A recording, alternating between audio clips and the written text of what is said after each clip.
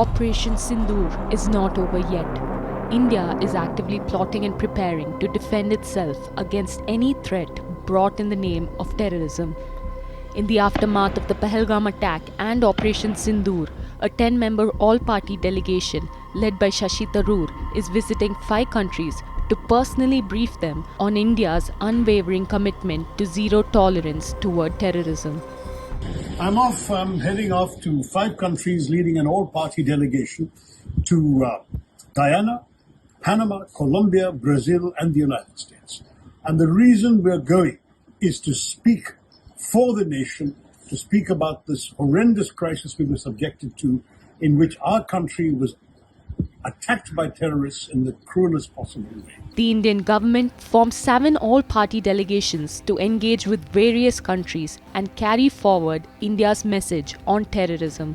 These delegations will visit nations including the UK, European Union, Russia, Japan, South Africa, and countries in West Asia. However, it is Shashi Tharoor who has stolen the spotlight, not for his signature eloquence, but for openly praising the Modi government.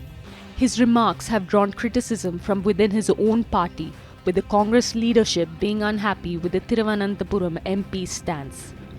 Yet globally, Tharoor's comments were met with appreciation and applause. During his visit to Colombia, Shashi Tharoor recalled the horrific scenes of the Pahalgam attack. He strongly criticized Pakistan, expressing anger that no action had been taken against the terrorists who he said had emerged from its own soil.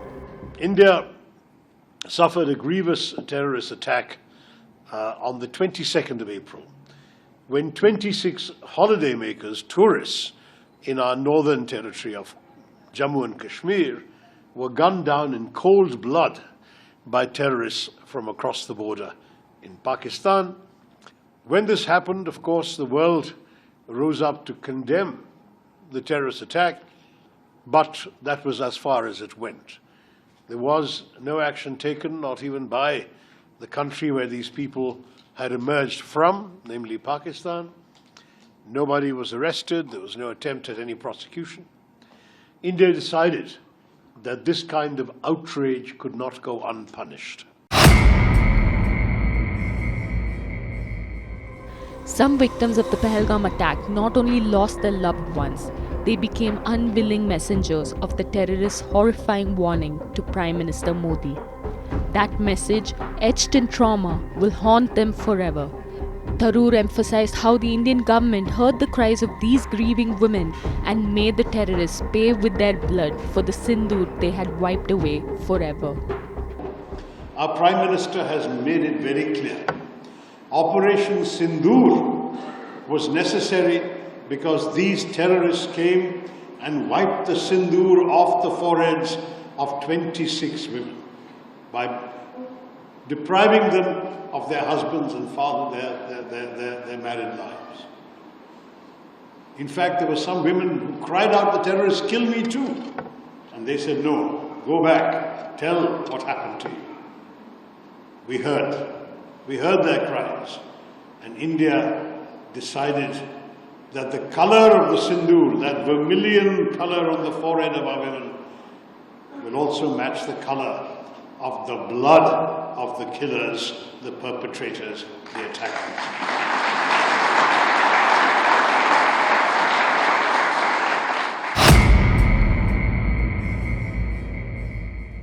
Tharoor stressed that despite knowing the bloodshed its terrorists have caused in India, Pakistan continues to remain in denial.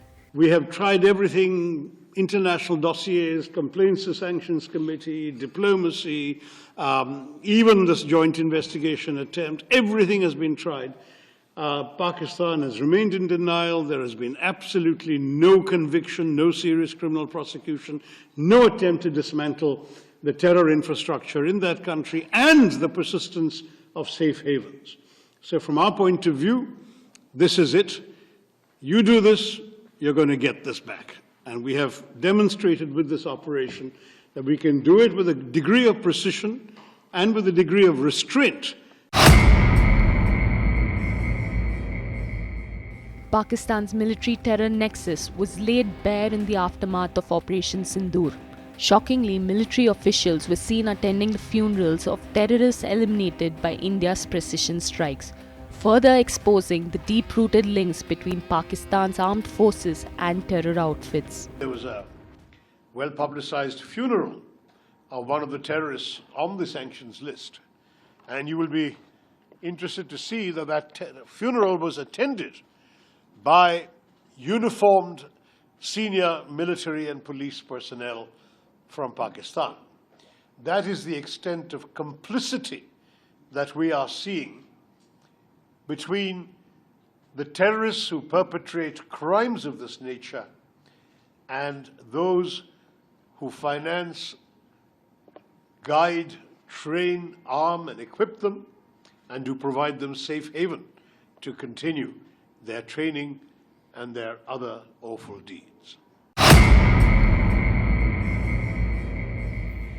Tharoor also criticized China during his talks in Colombia, pointing out that 81% of Pakistan's defense equipment is manufactured in China.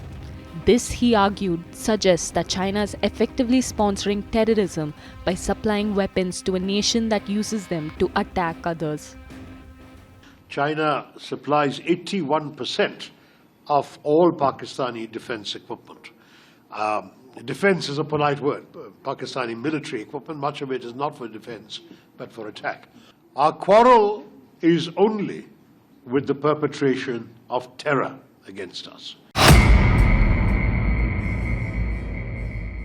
Tharoor also expressed dissatisfaction with Colombia's stance and its condolences to Pakistan following Operation Sindoor. He stated bluntly that there can be no equivalence between those who send terrorists and those who fight to defend their nation. We were a little disappointed in the reaction of the Colombian government, which apparently expressed heartfelt condolences on the loss of lives in Pakistan after the Indian strikes, rather than sympathizing with the victims of terrorism. There can be no equivalence between those who dispatch terrorists and those who resist them. There can be no equivalence between those who attack and those who defend. When India launched Operation Sindoor, fears of a full-blown war loomed large. With mock drills underway, the nation braced for the worst. With Tharoor's visit to the US, he set the record straight. India is not interested in war with Pakistan. We're not interested in warfare with Pakistan. We would much rather be left alone to grow our economy and pull our people into the world that they're getting ready for in the 21st century. That the Pakistanis have. Sadly, we may be a status quo power, they are not. They are a revisionist power, they covet territory that India controls, and they want to have it at any price. And if they can't get it through conventional means, they're willing to get it through terrorism. That is not acceptable to us. We are at peace today, and we want to remain at peace. And that's also a very strong message. But we want to remain at peace with strength. As your president said yesterday, not out of fear. We are not afraid that these people will hit us again. If they hit us again, they're going to get it back worse. As Tharoor takes India's anti-terror message to every corner of the world, one truth stands firm. India will not tolerate terror of any kind from any place. And if struck again, it will respond with greater force without any hesitation.